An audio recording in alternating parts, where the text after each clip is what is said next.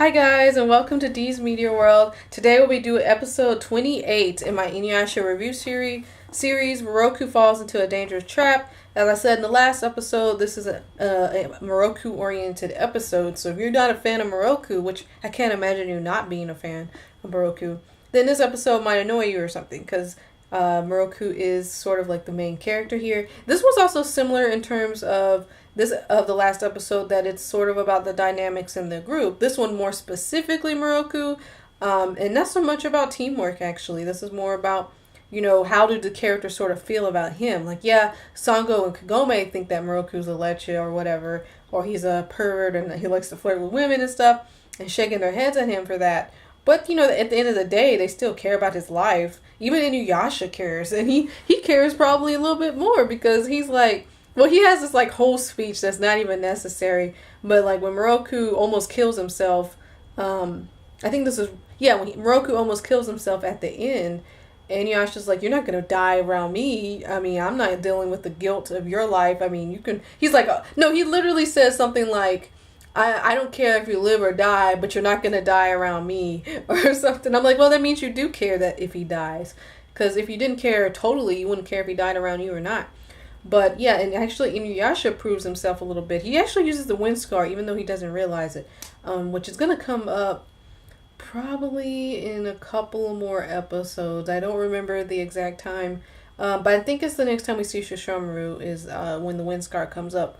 But so this whole episode, what is this episode about? I haven't even talked about that yet. Really, Miroku, it's really a simple story. So Miroku goes to...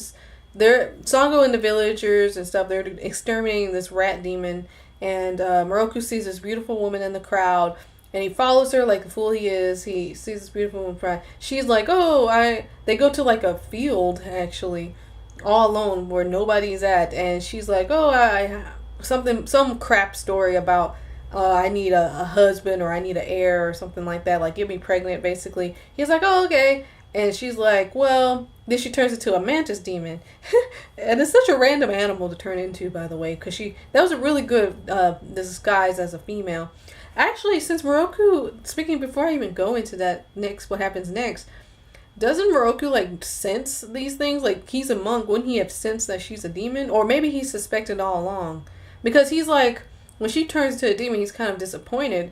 But if he knew she was a demon from the beginning, then I don't think he would have followed her. I don't know. It's debatable. Maybe he's just someone who's a risk taker. He's like, well, either way, I'm going to find out and see if whatever. I don't know. But, she says she needs an heir and turns to the mantis demon.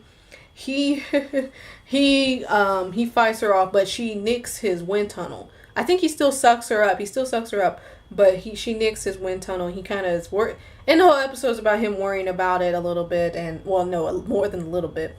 And he leaves the group. By the way, he leaves, I guess, in the middle of the night. But Inuyasha didn't notice this at all. I guess Inuyasha was knocked out. No, that actually would make sense. Because he also was suffering from the poison of the demons. Or whatever. He was actually suffering from the poison that Sango had been using to exterminate the demons. So, yeah, I guess... that makes sense now, because I was thinking that when I was watching it. But the thing that did make me laugh is that Miroku's looking at his hand that night, and he's actually talking to himself out loud. And I'm like, nobody hears him talking to himself? Really? But yeah, so he goes to go see Moshin, his mentor, the guy who he's kind of like his father figure, because we learn that Miroku's dad was sucked up in his own wind tunnel when Miroku looks like he was like 10 or something, maybe even younger, and he's afraid that he'll have the same fate as his dad, and that Moshin is also like basically his father figure and stuff like that, and so he goes to see him and hopefully get something repaired. And long story short, Moshin gets possessed by this, what do they call it? I wrote it down, demon charmer. Demon worm charmer, I think is what they called it. And he gets possessed by that, and they try to kill him. He tries to kill Miroku, because Miroku actually is following him around and uses these demons. And of course, Miroku's not even really in this episode. He's just mentioned. And he follows Miroku around, I suppose, and is trying to kill him or whatever. I don't see why he can't just kill him if he wants to. I don't know. Miroku has to use all these tricks and stuff. One of the things that I have that really bugged me is that Hachi and Miroku are running away from all these demons and stuff, and Miroku's like, leave me here, leave me here. I'll take care of it. Go save your life. And I was like, well, Hachi can fly. Why doesn't he just? Because he's trying to carry him, and he can't carry him that long.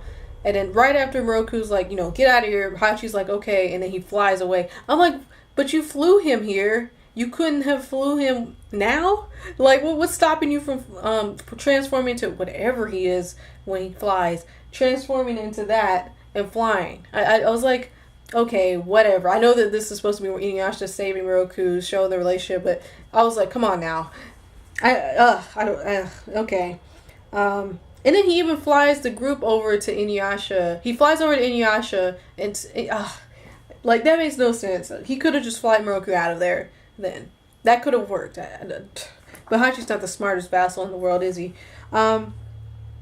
Yeah, so we see that this is kind of what's funny too about this episode, is that Miroku actually is seeing for the first time that the group cares about him, because he's like, wow, they actually came for me, or Inuyasha came for me to save my life, really? And I kind of like that. I like that dynamic. I think when you're in a group of people like that and someone shows that they care about you, you might still be surprised by it, even if you've been with them for a while, like, oh, you actually do care about me.